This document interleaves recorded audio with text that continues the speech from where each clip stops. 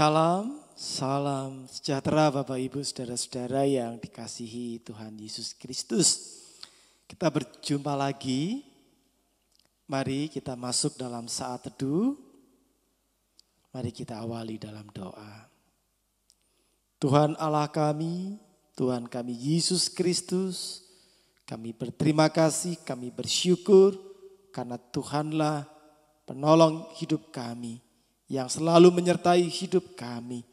Saat ini kami masuk dalam saat teduh untuk kami menghayati kembali hidup bersama dengan cinta kasih Tuhan.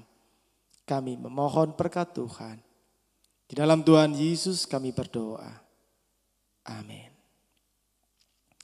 Bapak Ibu Saudara-saudara,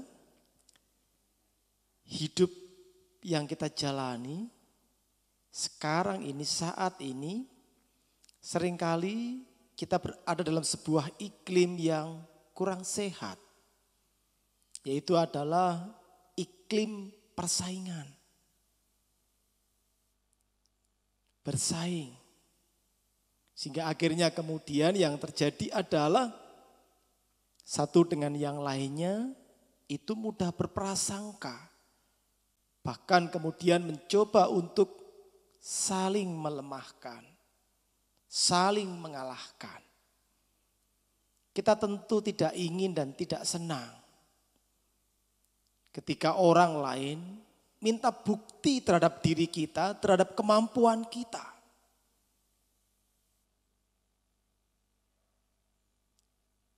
Saat ini saya mengajak Bapak Ibu untuk merenungkan sabda Allah yang ada di Injil Matius pasal 12 ayat 38. Pada waktu itu berkatalah beberapa ahli Taurat dan orang Farisi kepada Yesus, "Guru, kami ingin melihat suatu tanda daripadamu."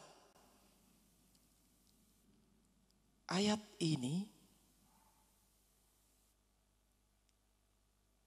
dapat kita lihat, dapat kita resapi bahwa pada saat itu orang Farisi, ahli Taurat, mereka adalah elit agama, pemimpin masyarakat pada saat itu.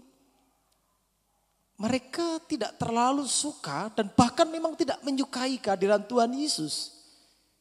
Kita lihat di sini, permintaan mereka, tunjukkan tanda itu, tunjukkan kemampuan itu. Saat ini ketika kita baca ini, kita bisa kemudian menyudutkan orang-orang Farisi, ahli Taurat, atau siapapun pada saat itu. Tapi saya mau mengajak Bapak Ibu untuk merenungkan pada saat ini. Saat ini pun tanpa kita sadari seringkali dalam kita mempraktekkan hidup keberagamaan kita juga menuntut Allah. Tunjukkan mujizatmu ya Allah agar aku percaya. Ini yang terjadi. Kita menginginkan sebuah hidup seperti membalikan telapak tangan. Apalagi di saat seperti ini ketika kita diperhadapkan dengan pandemi COVID-19. Doa kita yang kita naikkan kepada Tuhan. Kita memohon dan bahkan menuntut Tuhan dalam kuasa Roh Kudus. Pandemi ini hilang lenyap begitu saja. Mari kita berefleksi. Ketika Allah menurut kita tidak berkenan memberikan mujizat, memperlihatkan tanda untuk meyakinkan kita agar kita terus menyembah.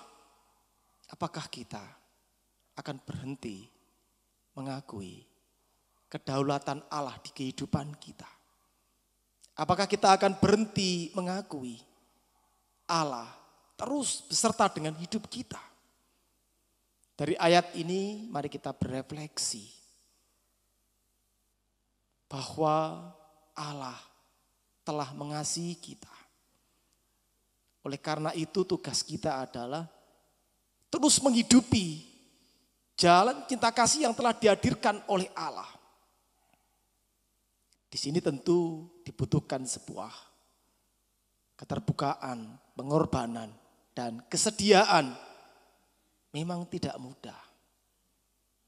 Pandemi ini mungkin masih akan terjadi beberapa waktu. Tapi bukan berarti kita kehilangan kepercayaan kita kepada Allah yang mengasihi kita, yang memampukan kita. Memampukan para manusia dalam membuat vaksin, dalam menyembuhkan yang sakit. Lalu kemudian juga memampukan kita untuk melihat kembali gaya hidup kita. Untuk kita bersedia merubahnya. Kecintaan kita pada alam, penghormatan, penghargaan kita pada alam semesta dan juga kepada sesama. Mari kita berefleksi untuk kita terus mampu mempercayai Allah di kehidupan kita. Tuhan memberkati kita. Amin.